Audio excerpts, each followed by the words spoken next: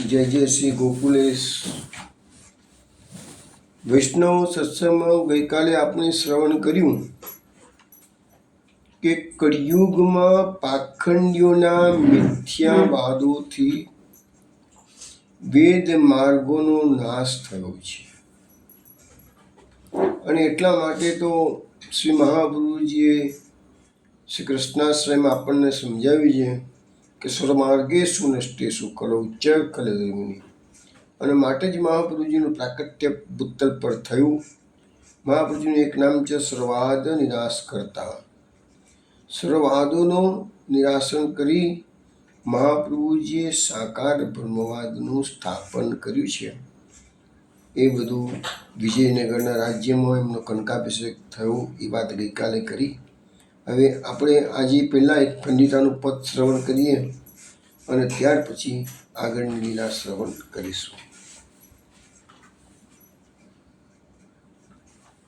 ऐसी कौन नागरी जीने कुंज में बसाए,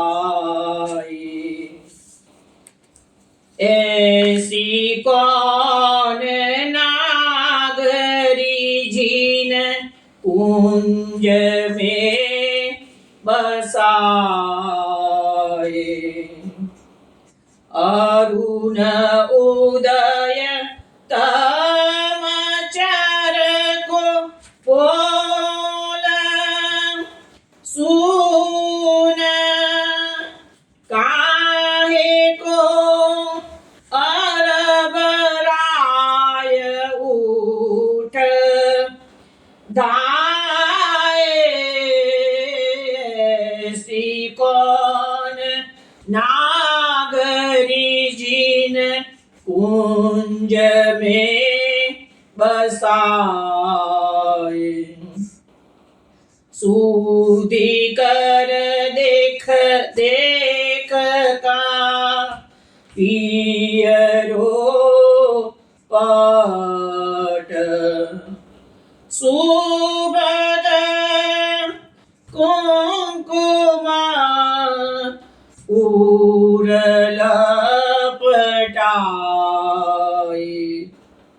पीठ वलय के चिन्ह विराजत, दापले हुजो आछे बनी आए, ऐसी कौन नागरी जीन कुंज में बसाए, गदना बिंदु सुयस को टीको, सूरत जीतरन धीर कहाए, कृष्ण दास प्रभु गिरिधर नागर, ओढ़ निस बहुत जगाए, ऐसी कौन नागरी जीन कुंज में बसाए, ऐसी कौन नागरी जीन कुंज में बसाए. વૈષ્ણવો, આ પદ આપે ભૈરવ રાગમાં શ્રવણ કર્યું છે. આની અંદર કૃષ્ણદાસ આપણને એવું સમજાવે છે કે ગોપી ઠાકોરજીને કહી રહી છે કે એસી કોણ નાગરી જીને કુંજ મેં બસાય. આ ગોપી બહુ સોનાની છે અને પ્રભુ એ ગોપીના મનોરથ પૂર્ણ કરવા માટે ઠેઠ પ્રભાટીએ વહેલા પહોંચે છે. એટલે પ્રભુને ઠપકો આપતા કે છે, એવી કઈ નાગરી ગોપી છે કે જેના ત્યાં જેની કુંજમાં તમે આખી રાત પસાર કરી કે છે એ આવ્યા નહીં કે છે. અરુણ ઉદય તમ ચરકુ બોલ સુન. અરે પ્રભાત થઈ ગયું છે, સૂર્યોદય થઈ ગયો છે, કુકડાનો અવાજ આવી રહ્યો છે. અંત કાંઈ કો અરબરાય ઉઠ જાય, અને વિવાકડા બનીને દોડતા દોડતા તમે કેમ આવી ગયા છો કે છે. હવે આવી તો ગયા પ્રભુ ગોપીની પાસે. ગોપી ઉરાણો લે છે અને ધક્કો આપે છે. સુધી કર દેખ કહા પિયરો પટે. પ્રભુ તમે યાદ કરો, તમારું પિતાંબર ક્યાં ભૂલી ગયા છો.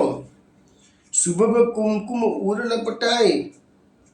અરે તમારા પીળો વસ્ત્ર ક્યાં ગયું, તમારા સિંહ પર આ કુમકુમ લગાવેલું છે તો જરા જુઓ. પીઠ વલય કે ચીન બિરાબ જત. અરે તમારી પીઠ પર કંગનના ચિહ્નો લગાવેલા છે કે છે. ઢાપ લેવું જો આછે બની આએ. અરે આ બધું છુપાવી દો કે છે, જો બની શકે તો છુપાવી દો કે છે આ બધું કે છે. બદન બિંદુ સુયસ કો ટીકો, સુરત જીતર ધીર કહાય. તમારા વદન કમળ પર જાણે કે જીતનો કોઈ ટીકો લગાવ્યો હોય, એવી રીતે કે કોઈ યોદ્ધો રણ મેદાનમાં લડવા ગયો હોય અને જીતીને આવ્યો હોય અને એના કપાળમાં સુયશનો વિજયનો તિલક કરેલું હોય, એવી રીતે તમારા બિંદુ વદન કમળ પર ટીકો લગાવેલો છે કે છે. કૃષ્ણદાસ પ્રભુ ગિરિધર નાગર, કોટ રહી નિસ બહુત જગાઈ. આ ગોપી શ્રી કૃષ્ણ ભગવાનને ઠાકોરજીને કહી રહી છે કે તમે એમ કરો ને, પોઢી જાઓ કે છે, આખી રાતનો બહુ ઉજાગરો કર્યો છે તમે કે છે. તો એવી એક આ લીલાનું પદ ખંડિતાનું વૈષ્ણવ આપે શ્રવણ કર્યું છે. હવે આપણે લીલામાં આગળ પ્રવેશ કરીએ તે પહેલાં વૈષ્ણવોને એક વાત ખાસ કહેવાની છે કે ગઈકાલે જે તમને બધાની ફરિયાદો હતી કે સંભળાતું હતું નહીં, એમાં પ્રોબ્લેમ નેટનો હતો. પરંતુ અમે જે યુટ્યુબ પર જે લોડ કરેલું છે ને, એમાં કોઈ ડિસ્ટર્બન્સ નથી, અવાજ બી બહુ સારો આવ્યો છે. એટલે ગઈકાલે જે વૈષ્ણવને બરાબર સંભળાવ્યું ના હોય તેઓ ગઈકાલનો સત્સંગ યુટ્યુબ પર શ્રવણ કરી લેશે તો એમને બિલકુલ સારી રીતે સાંભળવા મળશે. હવે આપણે સત્સંગની અંદર જોયું તો જે વર્ષા ઋતુના અસરોનું જે 21 શ્લોકોનું વર્ણન શ્રીમદ ભાગવતમાં કરવામાં આવેલું છે, એમાં હવે છેલ્લો શ્લોક આજે આપણે લઈશું. દ્ય મુંચન વાયુભીર્નુન્ના ભૂતેભ્યોથામૃતમ ગનાઃ યથા શિશુ વિસ્પતય કાલે કાલે દ્વિજેરિતા. એટલે કે બ્રાહ્મણોથી પ્રેરાયેલા રાજાઓ જેમ સમય સમય પર દાન કરે છે, તેમ વાયુથી પ્રેરાયેલા વાદળાઓએ પ્રાણીઓને અમૃત તુલ્ય જળ આપ્યું. જો અહીંયા વર્ષા ઋતુમાં વાદળા વરસે છે અને અમૃત તુલ્ય જળ આપણને આપે છે. પણ એ કેવા છે વાદળા? વાયુથી પ્રેરાયેલા હોય. એટલે વાદળા અહીં લઈ જાય તે લઈ જાય, કામ વાયુનું કરવાનું છે. અને તો વાયુ જગાડે એમને સ્થિર કરી દે તો વાદળા પછી વરસી જાય છે. હવે એનું ઉદાહરણ એવી રીતે આપવામાં આવ્યું છે કે બ્રાહ્મણોથી પ્રેરાયેલા રાજાઓ. હવે રાજાઓ પણ સમય સમય પર દાન કરે, કાલે કાલે એટલે સમય સમય પર દાન કરતા હોય. ઉત્સવનો પ્રસંગ હોય, એમના પોતાના બર્થડેઓ આવતી હોય, રાજમહેલમાં કોઈ ઉત્સવ હોય, અથવા તો કોઈ યુદ્ધ જીતીને આવેલા હોય, એવા અલગ અલગ પ્રસંગો એ રાજા દાન કરતા. પણ એ જમાનામાં રાજાઓ કેવા હતા કે બ્રાહ્મણોને માનતા, એટલે કે દરેક રાજાઓના રાજગુરુ હતા. અને એ રાજાઓ રાજગુરુની એડવાઇસ પ્રમાણે એ વહીવટ ચલાવતા હતા. અને આ બ્રાહ્મણોનું દાન કરવાનું જે મહત્ત્વ આપણા શાસ્ત્રોમાં છે, આપણી સનાતન સંસ્કૃતિમાં છે, તો ખૂબ છે. તમે જુઓ ને કે આપણે દશરથ રાજાની પાસે પણ વશિષ્ઠ જેવા રાજગુરુ હતા, પાંડવોની પાસે કૃપાચાર્ય જેવા કુલ ગુરુ હતા. એટલે બધા તમે પ્રાચીન રાજાઓના જેટલા જાણો છો એ બધા રાજાઓ રાજગુરુને પૂછીને જ વહીવટ કરતા હતા. અને સમય પર દાન એટલા માટે જેમ કે દાનનું મહત્ત્વ એટલા માટે કે પ્રજાજનોમાં જે બ્રાહ્મણ વર્ગ હોય એની પાસે બીજું કોઈ આવકનું સાધન ના હોય તો દાનથી અંદર પણ એ લોકોના ઘર ગૃહસ્થી આ રીતે ચાલતા. હવે અહીંયા લખ્યું છે વાયુ વીરનુના, એટલે વાયુથી પ્રેરાયેલા વાદળો. સુબોધરીજીમાં મહાપ્રભુજી કહે છે કે મેઘા અને હસ્ત નક્ષત્રમાં પડેલા વરસાદથી પાક સારો થાય છે, પણ જો તે નક્ષત્રોમાં વરસાદ ન પડે તો અગાઉ પડેલો વરસાદ નકામો થઈ જાય. જો આ વાત મહાપ્રભુજી આપણને જણાવે છે કે મેઘા અને હસ્ત નક્ષત્રમાં વરસાદ પડવો બહુ જરૂરી છે કે છે. અને આ જળ જે વર્ષ છે એ અમૃત તુલ્ય કહેલું છે કે છે. હવે એની ઉદાહરણ આપણને આપ્યું છે, દાનની વાત કરવામાં આવેલી છે કે વર્ષા ઋતુમાં ગરીબોને પોતાની મેળે કામ મળતું નથી. એટલે પેલા સામર્થ્ય જે લોકો ખેડૂત મજૂરો હોય એની વાત નથી, પણ બ્રાહ્મણોને શું છે વર્ષા ઋતુમાં વરસાદથી જળબંબાકાર થઈ ગયેલું હોય બધું, એટલે જલ્દી કોઈ એવા કર્મકાંડ ને બધું બાકી બંધ થઈ જતું હોય છે. અમે લગ્નની સિઝન પણ વર્ષા ઋતુમાં થતી નથી હોતી. તો એવા વખતે એ રાજાઓ એ લોકોને અનાજ ધન વગેરેનું દાન આપે છે કે છે. મહાપ્રભુજી સુબોધરીજીમાં જણાવે છે કે વર્ષા કાળમાં દાન કરે છે તે સાચો દાતા છે. એટલે વર્ષા ઋતુમાં જે દાન કરવામાં આવે છે એને શ્રેષ્ઠ કહેવામાં આવેલું છે એમ કે છે.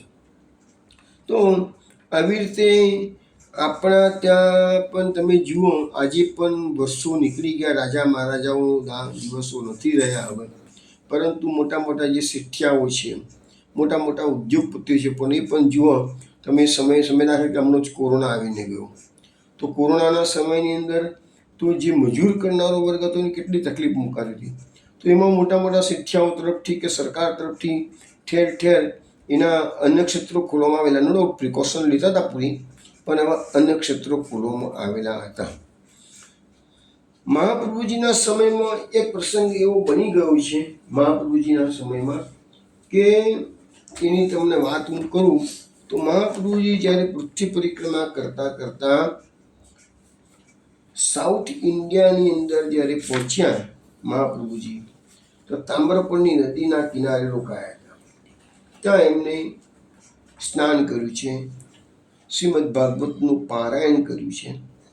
અને એ વખતે એક બ્રાહ્મણ નિરાશ થઈ શ્રી મહાપ્રભુજી પાસે આવે છે. મહાપ્રભુજીના શિષ્યોએ પૂછ્યું, ભાઈ આપ કોણ છો?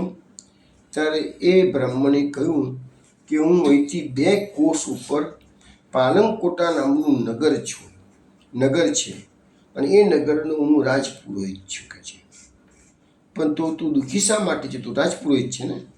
તો કે વાત એવી બની છે કે અમારો રાજા છે ને એ કાળ જ્વરથી દુઃખિત થયેલું છે અને એને બ્રાહ્મણોએ મંત્રના જાણકાર બ્રાહ્મણોએ રાજાને એમ કહ્યું કે તારો રોગ દૂર કરવો હોય તો તું સુવર્ણનો એક કાળ પુરુષનું સ્થાપન અમે તને કરી આપીએ કે છે અને એનો મોટો એક મંડપ બનાવ કે છે. રાજા તો રોગમાંથી મુક્ત થવા માટે બ્રાહ્મણો જોઈ કેમ કરવા તૈયાર થયો હતો, એટલે એને કાળ પુરુષનું સ્થાપન કર્યું. હવે પેલા બ્રાહ્મણો જે વેદના જાણકાર હતા એમને કીધું કે આ કાળ પુરુષનું દાન જે કોઈ બ્રાહ્મણ લઈ લેશે તો તારો રોગ જતો રહેશે કે છે.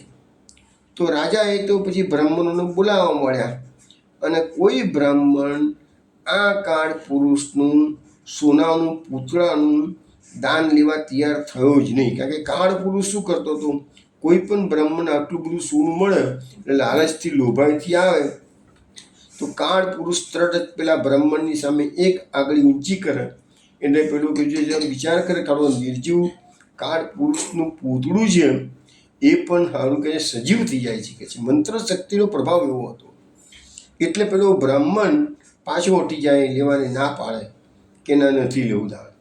હવે રાજાના તો રોગ તો જ દૂર થાય કે જો આ કાળ પુરુષના સોનાના પૂતળાનું કોઈ દાન લેતું. છેવટે રાજાએ પુરોહિતને કીધું હવે તમે જ આ દાન સ્વીકારો કરશે. એટલે પુરોહિત ગભરાયો કે આ તો કહે છે કે આણું કહે છે કે સોનાનું દાન તો મને મળે કે છે, પણ રોગ મારામાં આવી જશે તો હું શું કરીશ કે છે, હું ક્યાં એ રોગ મટાડવા જઈશ? રાજાનો રોગ આટલા બધા હકીમો વૈદ્યો બધાની પાસે કરાયો તો રોગ મટતો નથી, તો મારાથી રોગ કેવી રીતે મટી શકે છે? એટલે મારો રોગ કેવી રીતે મટી શકે છે? એટલે એ પછી રાજપાટ છોડીને નાસી ગયો. પણ આ 2 કોસ દૂર ગયો ને ત્યાં મહાપ્રભુજીને જોયા એટલે જોયું કે આ કોઈ મહાપુરુષ પધાર્યા છે, એટલે લાવ મારું દુઃખ આ દૂર કરી શકશે કે છે. એટલે પછી બધી વાતો નિવેદિત કરી છે કે ભાઈ આવું છે, શું કરવું કે છે. એટલે મહાપ્રભુજી એમના એક શિષ્યને આજ્ઞા કરી કે જાઓ તું આ બ્રાહ્મણની પાસે, આ પુરોહિતની પાસે, રાજા પાસે જા અને તું એનું દાન લઈ લે કે છે. મહાપ્રભુજીએ સમજાવ્યું છે ને કે ગાયત્રીનું મુખ અગ્નિ છે, તેથી પેલા એમના શિષ્યને કહ્યું કે એનું તું ધ્યાન ધરીને દાન લેજે તો તને પણ કોઈ હાનિ થશે નહીં. પછી પેલા રાજપુરોહિતની સાથે જ મહાપ્રભુજીએ મોકલેલો શિષ્ય રાજ દરબારમાં આવે છે. રાજ દરબારમાં જેવો પેલો કાળ પુરુષની પાસે દાન લેવા જાય છે તો કાળ પુરુષના મંત્રની શક્તિ હતી ને, એટલે કાળ પુરુષ હાથ ઊંચો કરીને ઓગળી બતાવે છે. અને મહાપ્રભુજીના સેવકે એને સામે 2 ઓગળી કરી અને જેવા 2 ઓગળીની નિશાની કરી તો તરત જ કાળ પુરુષે માથું નમાવ્યું છે અને એને તરત જ દાનનો સ્વીકાર કર્યો છે. દાનનો સ્વીકાર કર્યો, પણ એ સોનાના પુતળાને હાથ લગાવ્યો ત્યાં મહાપ્રભુજીના સેવકનો હાથ કાળો થઈ ગયો. તરત શિષ્યએ રાજાને કીધું કે હવે તમે સોનીઓને બોલાવો, અને સોનીઓએ આવી અને પેલી કાળ પુરુષની સુવર્ણના મૂર્તિના કટકા કરાવ્યા. અને ત્યાં હાજર જેટલા બ્રાહ્મણો આ ચમત્કાર જોવા માટે હાજર રહેલા હતા એ બધાને થોડું થોડું સોનું દાનમાં વેચી દીધું. જેવું સોનું બધું, પણ મહાપ્રભુજીના સેવકે 1 ગ્રામ સોનું પણ રાખ્યું નથી, બધું બ્રાહ્મણોને વેચી દીધું. જેવું સોનું બધું વેચાઈ ગયું કે મહાપ્રભુજીના સેવકને હાથનો જે કાળાશ થઈ ગઈ હતી એ બધી દૂર થઈ ગઈ. રાજાનો પણ તરત જ રોગ મુક્ત થઈ ગયો. રાજાએ ચકિત થઈને આ બ્રાહ્મણ કોણ છે પુરોહિતને પૂછ્યું, અને પુરોહિતે કીધું કે ભાઈ આચાર્ય મહાપ્રભુજી અહીંયા આપણા નગરની બહાર પધાર્યા છે, થોડે દૂર જ છે કે છે. પછી તો રાજા અને રાણી બંને એમને લેવા માટે ને પાલનકોટા પોતાના નગરમાં પધરાવવા માટે વિનંતી કરવા માટે વાસ્તે ગાસ્તે જાય છે અને સામયું કરી અને મહાપ્રભુજીને પોતાના નગરમાં પધરાવે છે. રાણીબાએ પણ મહાપ્રભુજીના ચરણોમાં વંદન કરીને દીક્ષા લીધી છે. મહાપ્રભુજીની કૃપાથી રાજાનો રોગ તો બીજો રોગ હતો એ પણ નીકળી ગયો, આ રોગ પણ નીકળી ગયો. અને પછી રાજાને મનમાં શંકા હતી એને મહાપ્રભુજીને પૂછ્યું કે આ કાળ પુરુષ બધાને 1 ઓગળી બતાવે અને બ્રાહ્મણ પાછા હટતા હતા, પણ તમારા સેવકે તો એકની સામે 2 ઓગળી કરી શકે છે, તો કાળ પુરુષે માથું નમાવી દીધું, એનું કારણ શું? તો મહાપ્રભુજી કીધું પેલો કાળ પુરુષ આવનાર બ્રાહ્મણને 1 આંગળી ઊંચી કરીને એમ બતાવતો હતો કે ભાઈ તું દિવસમાં 1 વાર ગાયત્રી સંધ્યા કરે છે તો તું મને લેજે, નહીં તો ના લઈશ કે છે, નહીં તો તને મારી નાખીશ કે છે. એટલે પેલો બ્રાહ્મણ ગભરાઈ જતો હતો. અને આ જમાનામાં બ્રાહ્મણો હવે આ ગાયત્રી સંધ્યા કરનારા રહ્યા નથી. ને મારો સેવક એ કાળ પુરુષ સામે એકની સામે 2 આંગળી કરીને એમ બતાવે છે, તું 1 કહું છું, હું દિવસમાં 2 વાર ગાયત્રી સંધ્યા કરું છું કે છે. એટલે તરત જ પેલા ગાઢ જવર પુરુષે પોતાનું મસ્તક નમાવી દીધું છે કે છે, અને એને પછી એ દાન લીધું છે કે છે. પણ હાથ કાળો કેમ પડી ગયો? તો એને કહી દીધું કે એને એ વખતે કે બી એ કાળ પુરુષ હતો અને એટલા માટેનો હાથ કાળો પડી ગયો, પણ એને સોનાનું દાન સ્વીકાર્યું ખરું પણ રાખ્યું કશું નથી, એટલે કાળાશ બધી જતી રહી છે. આગળ બધું સુવર્ણ ત્યાં બ્રાહ્મણોને વેચી દીધું છે. એટલે કહેવાનો મતલબ શું છે કે પહેલાંના જમાનાની અંદર રાજા મહારાજાઓ આ દાન જે બ્રાહ્મણોના કહેવાથી દાન બ્રાહ્મણો જ આપે. પુરોહિત પણ બ્રાહ્મણ હોય અને એમના જે રાજગુરુ હોય એ બી બ્રાહ્મણ હોય. તો એના કહેવાથી એ બ્રાહ્મણોને દાન આપતા હતા અને આવી રીતે એમના રોગમુક્ત પણ થતા અને યુદ્ધોમાં વિજય પ્રાપ્ત કરવાના આશીર્વાદ પણ બ્રાહ્મણો રાજા મહારાજાઓને આપતા હતા. તો આવી રીતે અહીંયા આપણને આ દાનનો મહિમા આ શ્લોકમાં સમજાવવામાં આવ્યો છે. વૈષ્ણવો, વર્ષા ઋતુની જે અસરો છે એના અહીંયા આપણે 21 શ્લોકો આજે અહીંયા પૂર્ણ કરેલા છે. હવે આપણે એ વર્ષા ઋતુમાં ભગવાન વૃંદાવનમાં ગાયો ચરવા માટે પધાર્યા છે તો કેવી રીતે રમણ કરે છે એની લીલા શ્રીમદ ભાગવતમાં 7 શ્લોકોમાં સમજાવવામાં આવે છે. એ આપણે હવે જોઈએ છીએ. એવં વનમ તદ વર્ષિષ્ઠ પક્વ ખર્જુર જાંબુવત ગો ગોપાલે ભૂતોરંતુમ સબલ પ્રાવિશદ હરિમ. હવે અહીંયા લખ્યું છે કે પાકા ખજૂર અને જાંબુ જેવું હતું એવું ઉત્તમ વન હતું કે છે. તો ભગવાને બલદેવજીની સાથે ગાયો અને ગોપાળોથી ઘેરાઈને રમણ કરવાની ઈચ્છાથી તેમાં પ્રવેશ કર્યો. હવે આ જે વનમાં ભગવાન વર્ષા ઋતુમાં ગાયો અને પોતાના ગોવાળિયાઓ લઈને જે પ્રવેશ કરે છે એ વન કેવું છે? તો પાકા ખજૂર અને જાંબુના પુષ્કળ વૃક્ષો એમાં છે કે છે.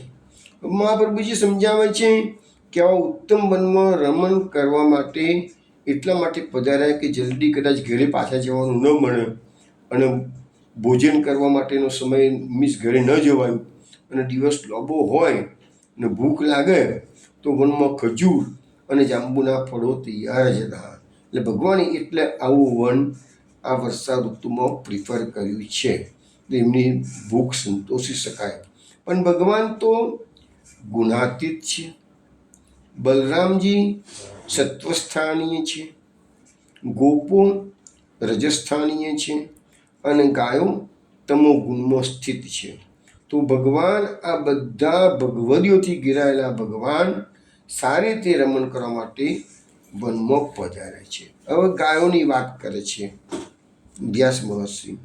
ધેનવો મંદ ગામિન્ય ઉદોભારેન ભૂયસા અયુર ભગવતા હુતા દુર્તમ પ્રીત્યા સ્નુતસ્તનિ. ભારે આચરણને લીધે ગાયો મંદ ગતિએ ચાલતી હતી, પણ જ્યારે ભગવાને એમને બોલાવી ત્યારે દૂધ સ્ત્રવતા આંચળો વાળીને પ્રેમથી ઝડપથી ભગવાનની પાસે આવી ગઈ. અહીંયા સુબોધનીજીમાં મહાપ્રભુજી કહે છે કે આ શ્લોકમાં ભગવાનની ઐશ્વર્ય શક્તિનું નિરૂપણ કરવામાં આવેલું છે. કારણ કે ગાયોને ગર્ભાધાન નથી છતાં પણ એની ગાયોની ગતિ કેવી અહીંયા બતાવી છે કે મંદ બતાવી છે. કેમ મંદ બતાવી છે? તો દૂધથી ભરેલા આંચળના કારણે એ ગાયો જલ્દી દોડી શકતી હતી નહીં. પરંતુ ભગવાને જ્યારે પોકાર કર્યો, ભગવાનનો પોકાર કેવો હોય? મધુરો પોકાર હોય. ભગવાનની વાણી મધુરી આપણે જોઈએ મધુરાષ્ટકની અંદર, તો ભગવાનની વાણી પણ મધુરી છે. તો ભગવાને એમને બોલાવી એટલે ઝડપથી દોડીને ભગવાનની પાસે ગઈ છે અને એ જ આ ભગવાનનું ઐશ્વર્ય છે કે છે. એટલે પ્રીતિથી એમના આંચળમાંથી દૂધ સ્ત્રોત એટલો બધો સ્નેહ ઉભરી ગયો તેમના આંચળોમાંથી આપોઆપ દૂધની ધારા વહેતી હતી. એટલે અહીંયા ગાયોને શું અસર થઈ એનું વર્ણન આવ્યું. હવે આગળ બીજા ગોપોનું વર્ણન બતાવે છે. વનો કસ પ્રમોદિતા વન રાજીર મધુરચ્યુતમ જલધારા ગિરેર્નાદાન સન્નાદ ધસે ગુવાહામ. હવે જે વનવાસીઓ છે એ પણ ખૂબ આનંદમાં હતા. વનરાજી મધુરસ ઝરતી હતી, પર્વતોમાંથી ઝરણા વહેતા હતા, એની પાસે ગુફાઓ પણ હતી ને એવા વનને ભગવાને જોયું. હવે જ્યાં ભગવાન ગૌચરણ માટે પધારે છે તો વનની શોભાનું વર્ણન કરવામાં આવેલું છે. અહીંયા લખ્યું છે કે આ વનમાં જે ભગવાન પધાર્યા છે વન કેવું છે? તો વિવિધ પ્રકારના વૃક્ષોની હારમાળા છે, એટલે વનરાજી છે કે છે. અને વૃક્ષો કેવા છે? મધુ દ્વારા સ્રવતા હતા, ઝરતા હતા. એટલે ભગવાનને ભૂખ લાગે તો ભોજનની સારી વ્યવસ્થા હતી. પછી એક વન કેવું હતું કે પર્વતો પરથી ઝરણા વહેતા હતા, એટલે પીવાના પાણીની શીતળ જલની પણ વ્યવસ્થા હતી. પછી એ ગુફાઓ ત્યાં ગાળી હતી, એટલે આરામ અને શયન માટે નજીકમાં જ ગુફાઓ હતી. એટલે આ વન ભગવાને એટલા માટે પ્રિફર કર્યું કે એમાં ઠંડુ વાતાવરણ હતું, ભોજન હતું અને જલપાનની વ્યવસ્થા હતી. અને એ એમના અહીં ભગવાનની પેલામાં ઐશ્વર્યનું વર્ણન કર્યું છે, અહીંયા ભગવાનની જ્ઞાન શક્તિનું વર્ણન કરવામાં આવ્યું છે. અને આ બધું ભગવાન પોતાના વનવાસી જે મિત્રો હતા એને ઉપયોગી થઈ પડ્યો, માટે આ વનમાં ભગવાને રમણ કરવાનો વિચાર કર્યો. હવે આગળના શ્લોકમાં કહીએ, ક્વચિત વનસ્પતિ ક્રોડે ગુવાયામ ચા વિવસતિ નિર્વિસન ભગવાન રેમે કંદમૂલ ફલાસન.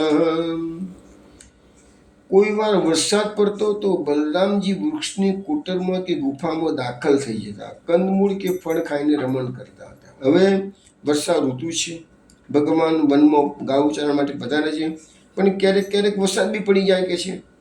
તો અહીંયા સવાલ આવ્યો છે, ભગવાન બલરામની વાત કરી છે કે બલરામજી વૃક્ષની કોટરમાં કે ગુફામાં પ્રવેશ કરીને કંદમૂળ અને ફળનું ભોજન કરતા હતા.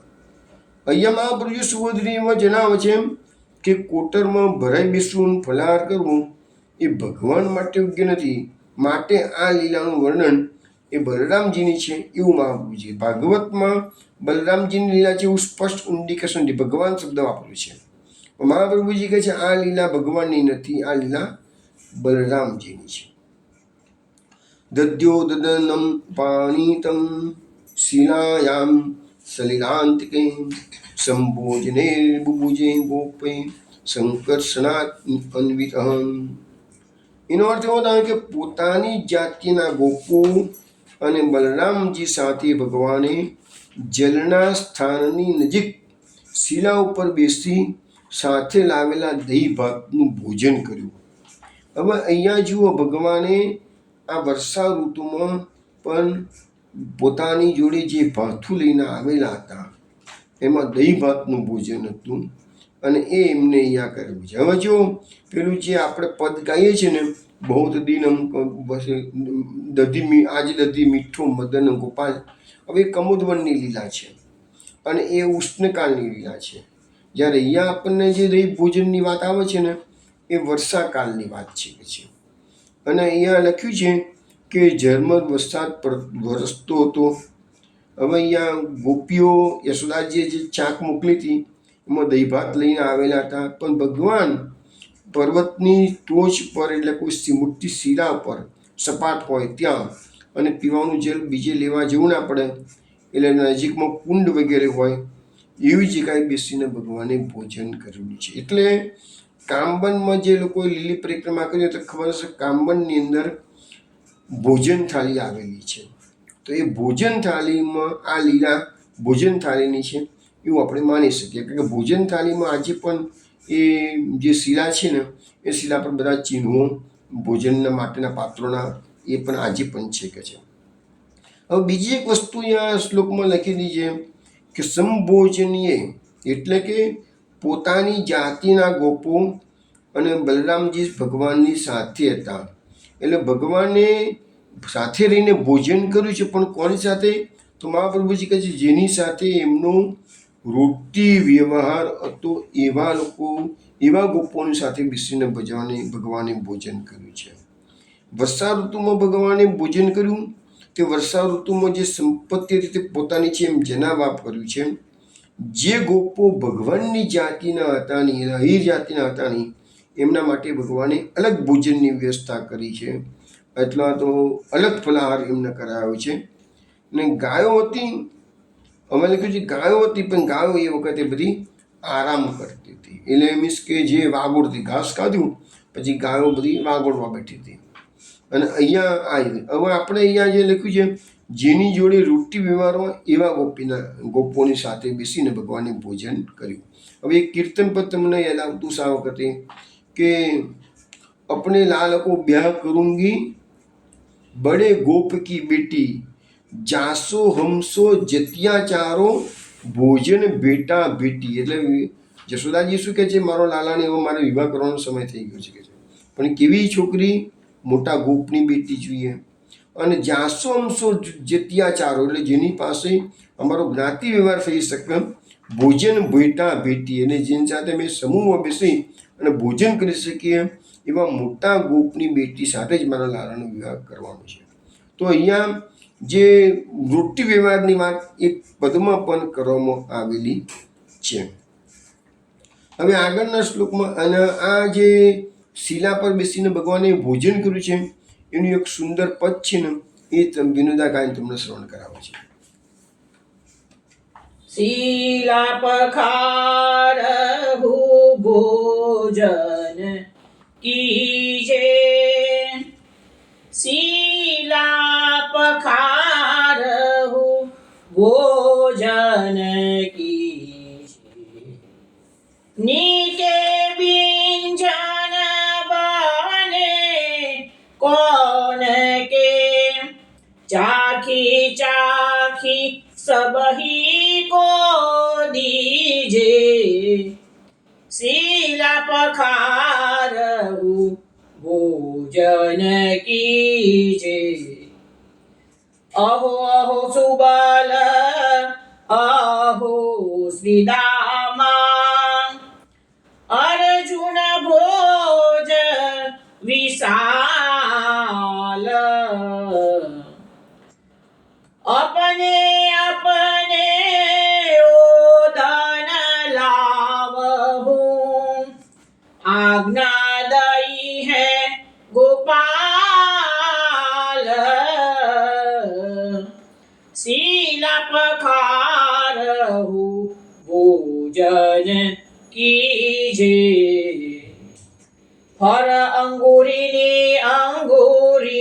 बीच राखे, बाटी बाटी सब हिरी को देता, परमानंद स्वामी संग क्रीडत, परमानंद स्वामी संग क्रीडत, प्रेम पुंज को बाजो सेत, शीला पखारहु भोजन कीजे, शीला पखारहु भोजन कीजे, शीला पखारहु भोजन कीजे. વૈષ્ણવ આ પદ આપે સારંગ રાગમાં શ્રવણ કર્યું છે. પરમાનંદાસ આ કીર્તનમાં એવું સમજાવે છે કે ભગવાન પોતાના સખાઓને આજ્ઞા કરે છે કે શીલા પખારહું ભોજન કીજે. ચલો મિત્રો, આપણે આ પર્વતની શિલા પર આપણે ભોજન કરવાનું છે, તો એને જરા સાફ ધોઈ નાખો બધા કે છે, પછી આપણે સાથે ભોજન કરવા બેસીએ. નિકે વ્યંજન બને કોણ કે, ચાખી ચાખી સબહી કો દીજે કે છે. હવે કે છે બધા વ્રજવાસ પોતાના સખાઓને આજ્ઞા કરે છે કે આમાં સારું વ્યંજન કયું છે કે છે એ તમે ચાખી ચાખીને નક્કી કરો અને બધાને પછી વેચી દેજો કે છે. અહો અહો સુબલ અહો શ્રીરામા અર્જુન ભોજ વિશાલ. પરમાનંદાસજી આ કીર્તનમાં 5 સખાઓના નામનો ઉલ્લેખ કરે છે. ભાગવતમાં એક શ્લોક એવો છે કે જેમાં 10 સખાઓના નામ છે, પણ અહીંયા આ એક જ લીટીમાં 5 સખાઓના નામ છે. કયા? સુબલ, શ્રીરામા, અર્જુન, ભોજ અને વિશાલ. હવે આ અર્જુન સખા છે એ મહાભારતવાળા અર્જુન નથી હો. આ અર્જુન જે છે એ ગોવાળીઓ છે. તો એને બધાને સંબોધીને ભગવાન કહે છે અપને અપને ઓદન લાવહું આજ્ઞા દઈએ ગોપાલ. ગોપાલે બધાને આજ્ઞા કરી છે કે પોતપોતાનું ભાથું તમે બધા અહીંયા લઈ આવો, ભાત લઈ આવો. ફર અંગૂરીની બીચ રાખે, બાટી બાટી સબહીની કો દેત. ભગવાનના કહેવાથી બધાએ પોતાના જે એની પાસે ફળો હતા એ પોતાની આંગળીઓની વચ્ચે રાખ્યા છે અને બધાને વેચીને બધાને આપવા મળ્યા છે કે છે. પરમાનંદ સ્વામી સંગ ક્રીડત, પ્રેમ પુંજ કો બાંધ્યો છે. પરમાનંદજી કહે છે આ ગોવાળિયાઓની સાથે ભગવાને સાથે ખેરીને ક્રીડા કરતા કરતા પ્રેમ પુંજનો સેતુ એટલે કે પુલ બાંધેલો છે. એટલે મીન્સ ભગવાન પ્રેમની દોરીથી બધા ગોપ સખાઓ સાથે બંધાઈ ગયેલા છે. એ રીતની એક આ લીલા આપણને જે ભાગવતનો શ્લોક હતો એના અનુસંધાનમાં જ આ કીર્તન હતું, એટલે આપણે સાથે લીધું છે. હવે આપણે આગળ જઈએ.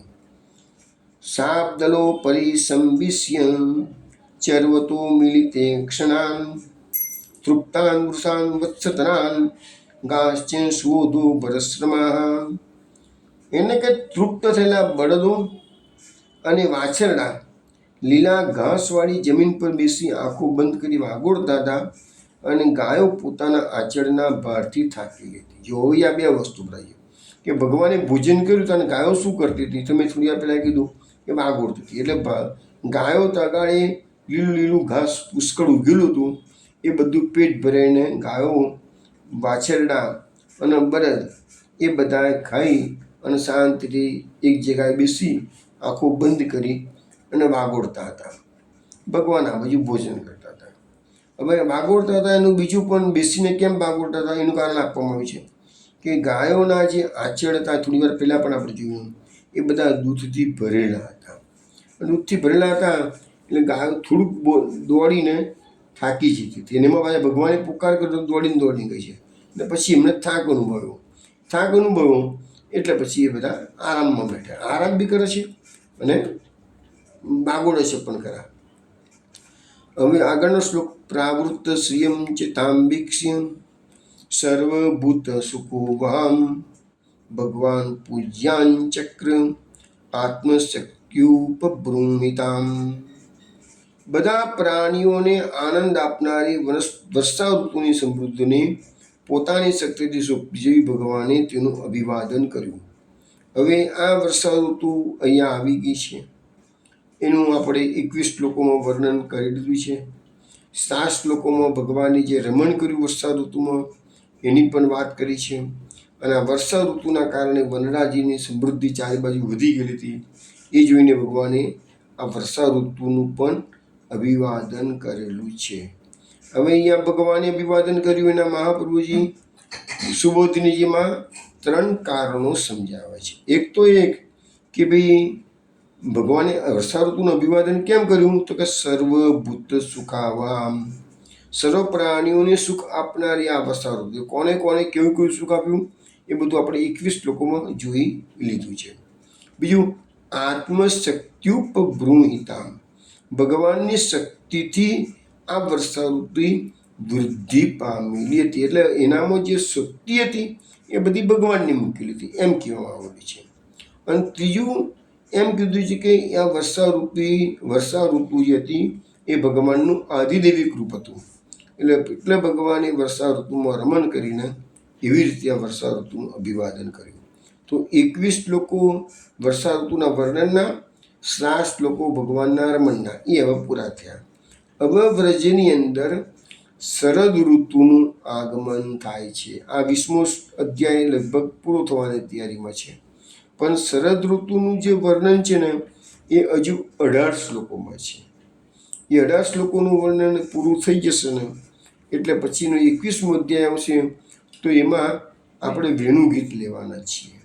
હવે આ શરદ ઋતુમાં જ આ વેણુગીત ભગવાને વેણુવાદન કરેલું છે અને એની સુંદર અસરોનું નિરૂપણ એ આપણે વેણુગીતમાં જોઈશું. વેણુગીત તો કંઠસ્થ કરવા જેવું છે અને વેણુગીતમાં 20 શ્લોકો છે. એ બધી વાતો આપણે એ વખત જોઈશું જ. હવે 1-2 દિવસમાં જ વેણુગીત આવી જશે.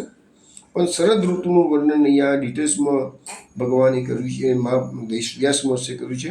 એટલે આપણે પણ જરા જોવાનો પ્રયત્ન કરીએ. પહેલો શ્લોક.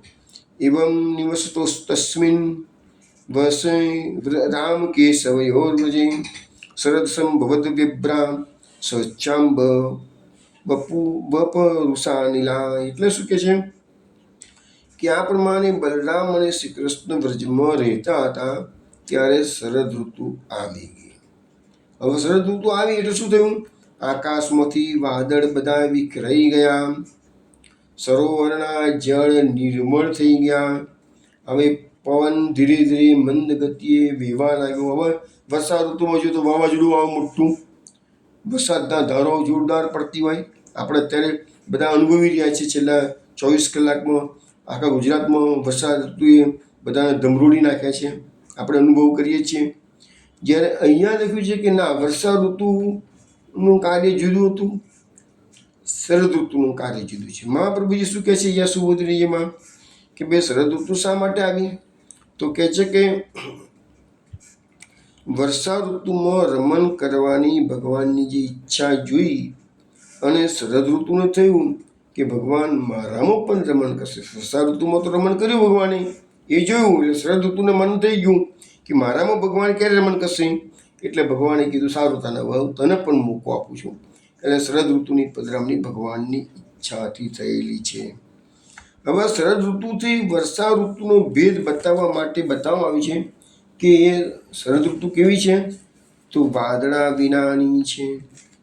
હવે વર્ષામાં 3 વસ્તુ હતી કે વાદળા, વીજળી અને મેઘોની ગર્જના. આ 3 ગુણ વર્ષા ઋતુના હતા.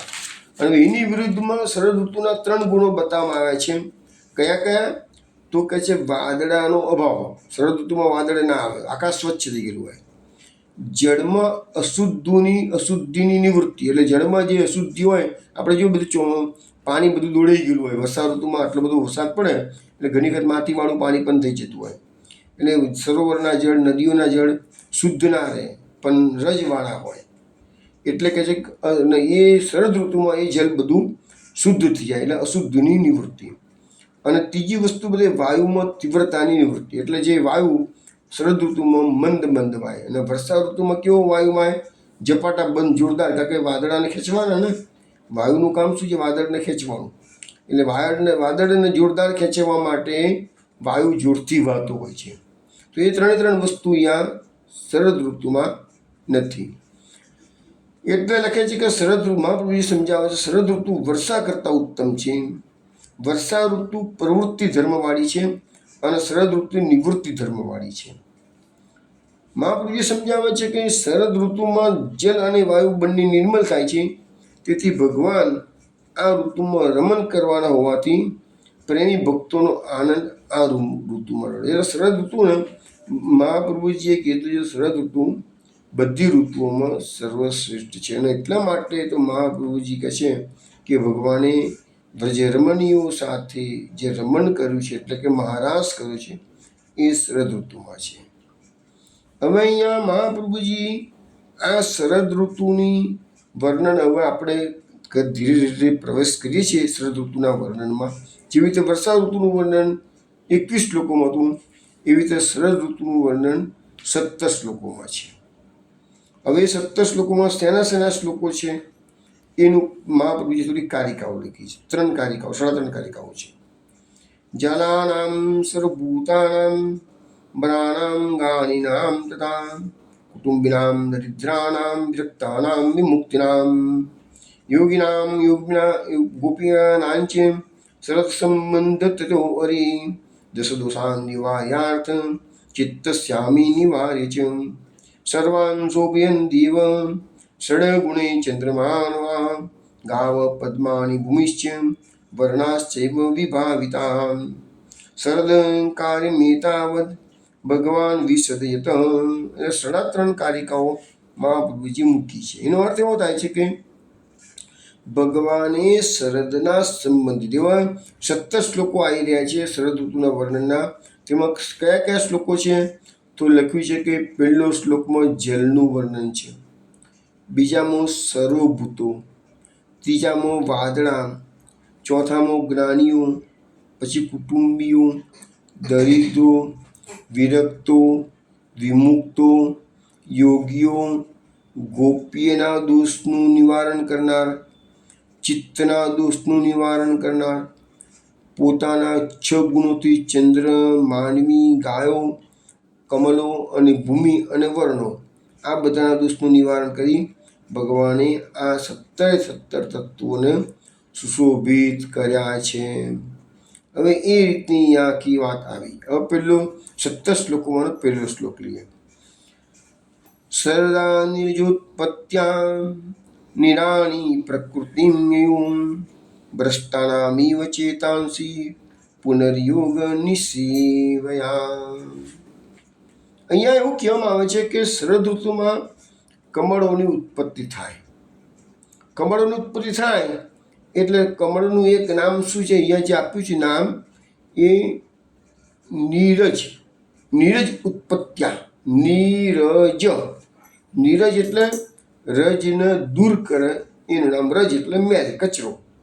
તો જે પાણી દોડાયેલું હતું વર્ષા ઋતુમાં એ બધું રજવાળું હતું, માટે દોડાયેલું હતું. એ પાણી અત્યારે શાંત થઈ ગયું. સરોવરના જળ શાંત નહીં તો વરસાદ પડે એટલે સરોવરના જળો ઉભરાતા રહે એટલે શાંત ના રહે. શરદ ઋતુમાં જળ શાંત થયું એટલે જે બધો કચરો હતો, રજ હતી બધી, એ ધીરે ધીરે બેસી ગઈ. અને એવા જળની અંદર કમળ ઉગેલા છે. એટલે કમળનું એક નામ છે નીરજ, રજ વિનાનું. એટલે જળને રજ વિનાનું જે કરે છે એ કમળ કરે છે. કમળ એટલા માટે નામ પડ્યું નીરજ. તો અહીંયા લખ્યું છે કે કમળની ઉત્પત્તિથી શરદ ઋતુમાં જળ શુદ્ધ થઈ ગયા છે. તો એવું હવે જો જેવી રીતે આપણે વર્ષા ઋતુમાં એની અસરો અને એની સાથે શાસ્ત્રના સિદ્ધાંતો સમજાયા હતા, એવી રીતે અહીંયા પણ 17 શ્લોકોમાં શાસ્ત્રના સિદ્ધાંતો સમજાવવા. હવે અહીંયા કયો સિદ્ધાંત આપ્યો છે કે ભાઈ કમળની ઉત્પત્તિથી શરદ ઋતુમાં જળ શુદ્ધ થઈ ગયું.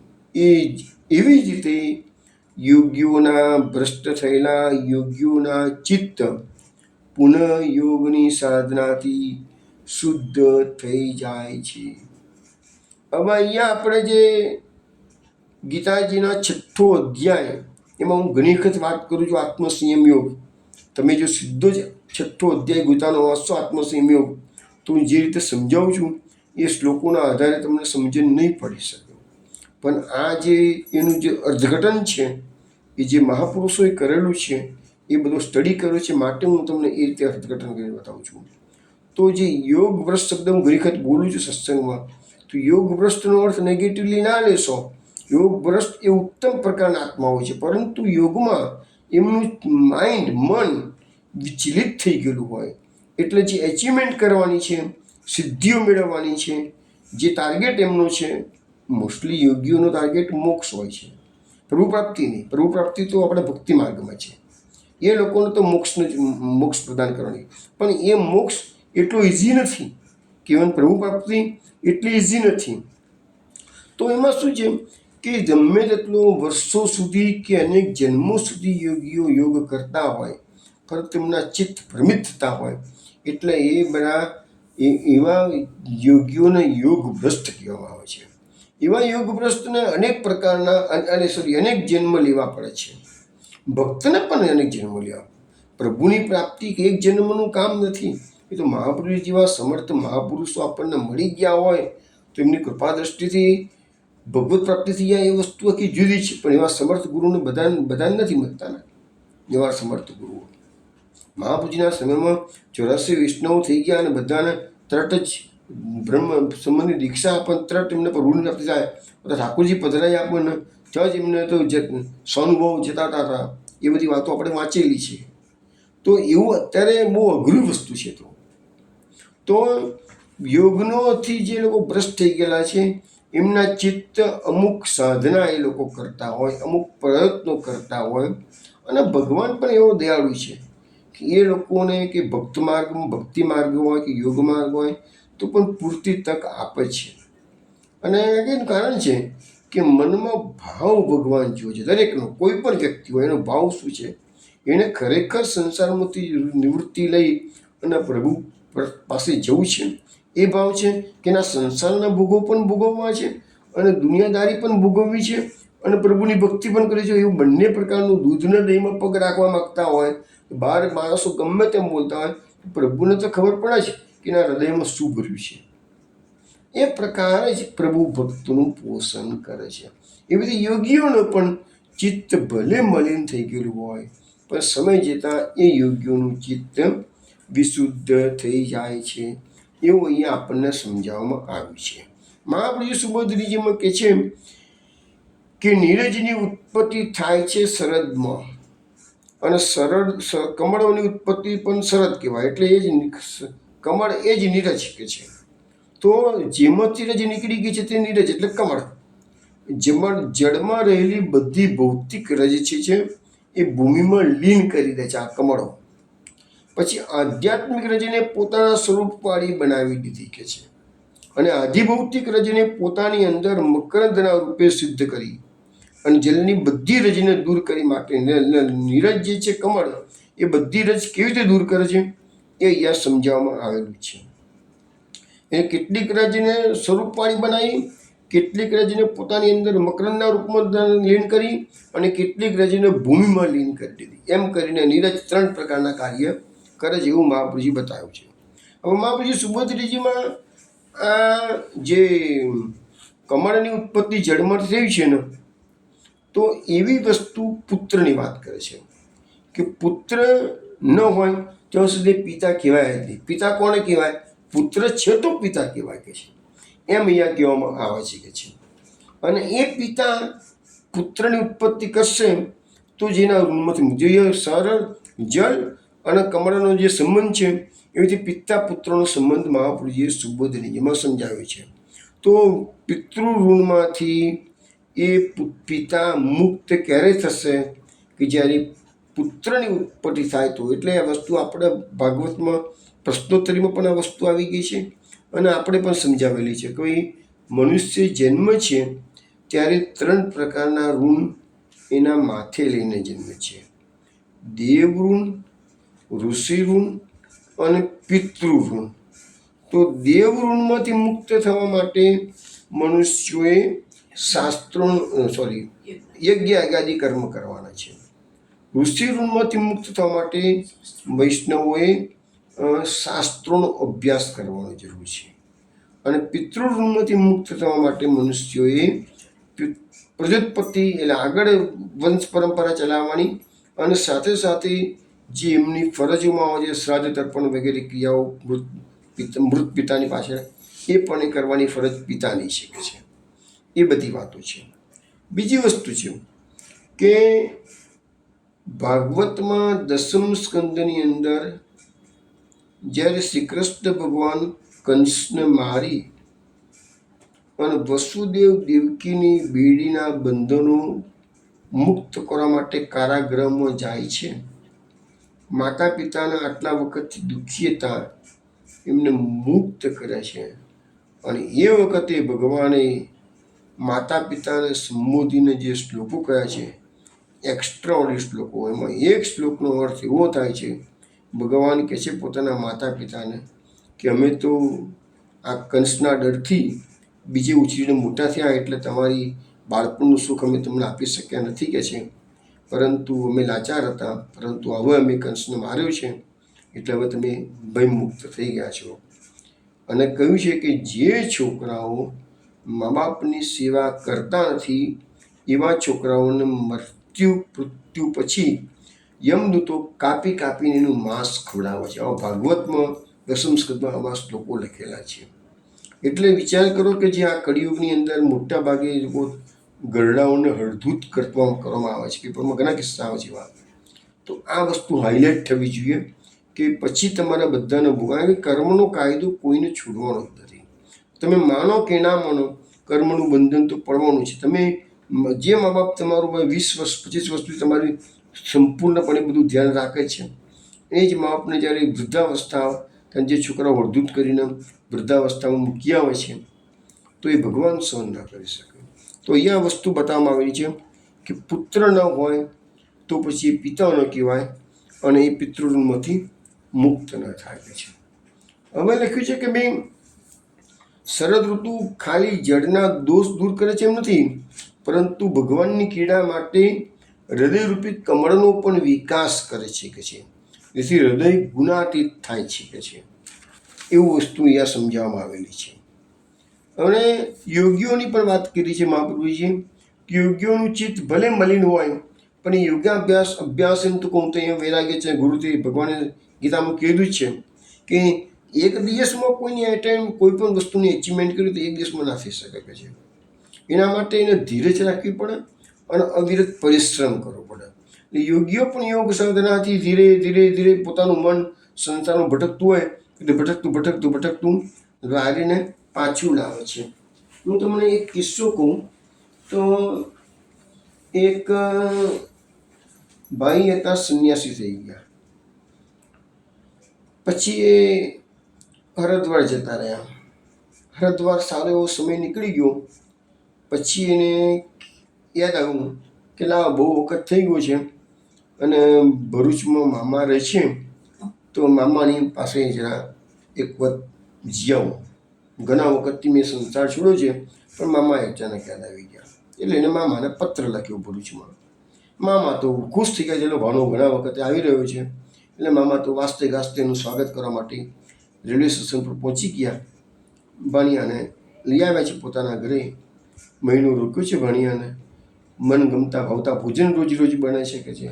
અને ભાણિયાને તો 1 મહિના સુધી સારામાં સારી આગતા મામાએ કરી છે. પણ મામી રસોઈમાં બહુ એક્સપર્ટ હતા. મામીએ છેલ્લા દિવસોમાં ભાણિયાને કઢી બહુ ભાવ જેવું લાગી ગયું, એટલે ઉપરી કઢી બનાવીને ભાણિયાને એને સરસ રીતે કઢીઓ અલગ અલગ પ્રકારની કઢી બનાવીને ભાણિયાને જમાડે છે. ભાણિયાના દાળમાં ટેસ્ટ રહી ગયો આ કઢીનો. પછી મહિનો પૂરો થયો એટલે ભાણેજ તો જતા રહ્યા હરિદ્વાર પાછા. હવે જો પેલો અહીંયા આવ્યું ને ચિત્ત અશુદ્ધ થઈ જાય છે. હવે પેલો ભાણિયો એની મામાના ઘરે આવ્યો, એની યોગની પ્રક્રિયાઓ બહુ સારી રીતે કરી શકતો હતો. એ ધ્યાનમાં બેસતો હતો, ધ્યાન લાગી જતું હતું. પણ હવે એને પેલી બેઠા કઢી યાદ આવ્યા કરે છે વારંવાર. શું મામીની સરસ કઢી બની હતી કહે છે. હવે એક વખત ફીરતી ભરૂચ જાઉં અને કઢી પી આવું કહે છે. હવે પેલો પોતાની જાતને વિચાર કરે છે કે સાલું મેં તો સંન્યાસ લીધો છે, ઘર ગૃહસ્થી છોડી છે કે છે, અને હું કહે છે મારા એક નાનકડી એક કઢીના સ્વાદમાં ફસાઈ ગયો છે કે છે. જો માણસ પોતાની જાતને કેવા ટ્રેન કરે છે. હવે એને ઘણું પોતાના મનને કાબુ રાખવાનો પ્રયત્ન કર્યો, પણ એને મામીની કઢી યાદ આવ્યા વગર રીતી જ નથી કે છે. એટલે એને થયું કે સાલું આ તો રસ્તો કરવો પડે, તો જન્મારો મારો બગડશે. આ કઢી તો પીધી તો ખરી કે છે, મારો તો જન્મારો બગડશે કે છે. એટલે એને મનમાં થોડો સંકલ્પ કર્યો અને મામાને પત્ર લખ્યો કે મામા મને તો મામીની કઢી બહુ યાદ આવે છે કે છે, એટલે હું પાછો આવું છું ભરૂચ અને મને પેટ ભરીને કઢી પીવી જવા કરે કે છે. મામા બી ખુશ થઈ ગયા, ચલો ભાણો પાછો આવે છે કે છે, ચલો મામીને એ બાને કઢીને માટે યાદ કરે છે. એટલે ભાણિયો આવ્યો. પહેલા દિવસે મામીને કહી દીધું કે મામી તમે એક કામ કરજો, મોટું તપેલું ભરીને કઢી ઉતારજો કે છે. અને એને મનમાં થોડો સંકલ્પ કરેલો, એ તો અમને કહું કેવો સંકલ્પ હતો એનો. એટલે એને કીધું મામીને કે મામી તમે કઢી એક તપેલું ભરીને કઢી ઉતારજો. આજે મને એટલી બધી કઢી પીવી છે ને કહે છે કે મને પછી કહે છે કે બસ કહે છે મારો સંતોષ થઈ જાય કે છે. મામી તો બિચારા સંન્યાસી મહાત્મા છે, પોતાનો ભાણિયો છે, પડ્યો બોલ ઝીલી લીધો. મામીએ મોટું તપેલું ભરીને કઢી બનાવી લીધી. પછી ભાણિયાને કીધું ચાલ ભાણેજ ચલો બી જમવા ચલો. જમવા માટે ગયા. ભાણિયાએ શું કર્યું, પોતાની કેપેસિટી હતી એનાથી પણ વધારે કઢી પોતાના મનમાં પોતાના શરીરને કહે છે લે તારે કઢી જોઈ છે, લે ખા પી, લે પી એમ કરીને અંદર ઢીચતો જ ગયો. એટલી બધી કઢી એને ઢીચી કે એને છે વોમિટ થઈને પહેલાં તપેલામાં જ કરી પાછી. અને એ જ તપેલાની બાજુ વોમિટ એ અંદર ખાયા કરે, પાછું કાઢે, પાછું અંદર પીએ, પાછું મૂકે. પેલા મામીને એટલો બધો ગુસ્સો આવી ગયો ભાણિયા પર કે સાલો આ તો કઈ માણસ છે, કોણ છે કે છે. હવે ભાણિયાને એમ કેમ લઈ આવ્યા કૂજા લઈ કે છે. હવે ગઈ વખત આવ્યો તાણે એને બધા પ્રેમથી રાખેલું. આમાં તો પહેલા દિવસથી આ લોકો એને નફરત કરતા થઈ ગયા. આ બધું પ્લાનિંગ છે, આ ભાણિયાનું પ્લાનિંગ હતું, બીજું કશું નથી. એને કંઈ બાકી એને કઢી બહુ યાદ આવતી હતી. એટલે મામી અને મામાનો જે પ્રેમ હતો એ એને ખેંચી લાવ્યો હતો.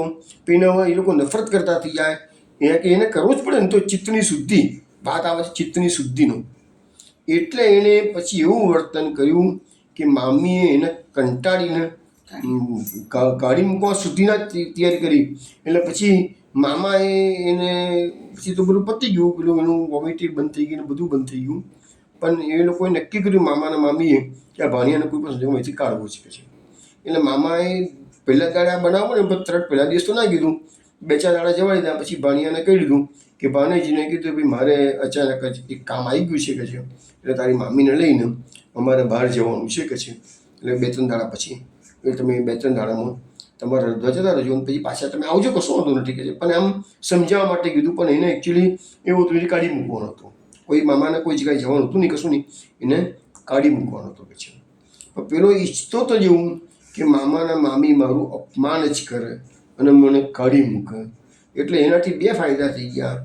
પછી તો એટલે જતો રહ્યો પાછો હરિદ્વાર.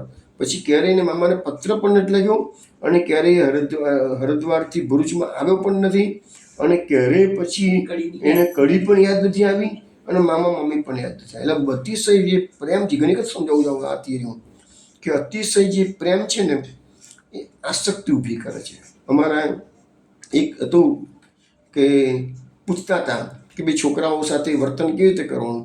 તમે સમજ્યા કે છોકરાઓ સાથે વર્તન તટસ્થ રીતે, જો તમારા છોકરા તમને ખૂબ પ્રેમથી સરસ રીતે રાખે છે તો એ ભલે દુનિયાની દ્રષ્ટિએ સારું કહેવાય પણ સારી વસ્તુ આધ્યાત્મિક દ્રષ્ટિએ સારું નથી. કેમ? છોકરા તમે જેટલું ઘરડા માણસોને પ્રેમથી રાખશે એ આમ લૌકિક દ્રષ્ટિએ આપણને સારું લાગે પણ એ આસક્તિ વધારે છે, પ્રેમનું બંધન કરે છે. અને છોકરો જો મા બાપને હળધૂત કરે છે તો એ પણ ખોટું છે. કારણ કે હળધૂત કરશે તો મા બાપ એ છોકરાને નફરત કરતા થશે. એટલે એ આસક્તિથી વિરુદ્ધમાં છે પણ એ બંધન કરતા છે. આસક્તિ જે રીતે બંધન કરતા છે એવી રીતે નફરત પણ બંધન કરતા છે. એટલે અમે ઘણી વખત આવી રીતે કોઈ ડિસ્કશન થતું તો સમજાવીએ છીએ કે તટસ્થ રહો, નહીં આસક્તિ નહીં નફરત. એટલે પેલો યોગી અને ચિત્તની શુદ્ધિ કેવી રીતે કરી તો આ એક પ્રપંચ, એક નાનકડો પ્રપંચ કહેવાય. પણ યોગીએ એના પોતાના ખ્યાલ આવી ગયો કે તો મારો યોગ સિદ્ધ નહીં થાય, હું તો યોગી બન્યો છું, સંસાર છોડ્યો છે, પણ મામા મામી યાદ આવ્યા કરે છે, ઘડી યાદ આવ્યા કરે છે. તો એમાં એને છેવટે ચિત્ત શુદ્ધિ, યોગીએ પોતાની રીતે ચિત્ત શુદ્ધિ કરવી પડશે જ. અને એ ચિત્ત શુદ્ધિ એક વખત થઈ જશે ને પછી જ યોગ સાધનામાં એની પ્રગતિ થાય. આવું યોગ માર્ગમાં છે અને આવું ભક્તિ માર્ગમાં છે. ભક્તિ માર્ગમાં જે લોકો ભક્ત છે એને પણ સંસારમાં નાના મોટા કડવા અનુભવ થતા જ હોય અને ભગવાન જ કરાવવાના હોય એવું નથી. આ લીલા જ છે ભગવાનની. અને એટલો જ ભક્ત પાક્કો થાય, પાક્કો. બરાબર છે વિષ્ણુ? ચલો બાકીની વાત આપણે હવે કાલ રાત્રે 8 વાગે મળીશું ત્યારે આપણે કરીશું. ત્યાં સુધીમાં જય જય શ્રી ગોકુલેશ.